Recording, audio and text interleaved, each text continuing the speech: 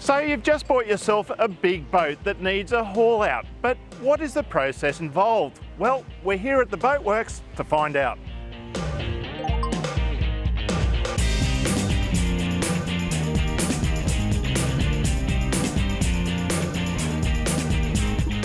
In an average week, the Boatworks will do around 50 in-water pickups and drop-offs.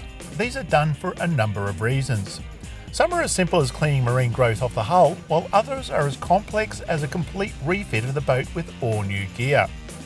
Longer term, you can also turn an old boat into a new one that looks just as if it's hit the water for the very first time. Skippers bring their boats here to the lift-out jetty. Now, the skippers are allocated a time to be here, and once they arrive, the shipyard crew actually come out and help them position the boat on the lift.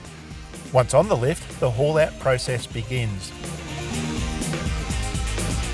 The first process, in fact, as soon as the boat is pulled out of the water, is this, a washdown. The boat and its crane then start the slow drive to a shed. Owners also have the choice of an opened hard stand, a covered hard stand, and even a fully enclosed shed available to them. Once in the shed, the boat is set down on blocks and cradles to support it.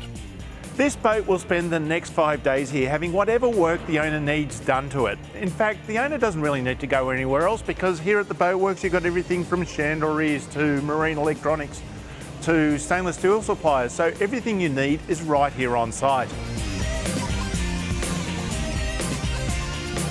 Once the 5 days are up, the process is reversed and the boat is put back on the water with a very happy skipper at the helm.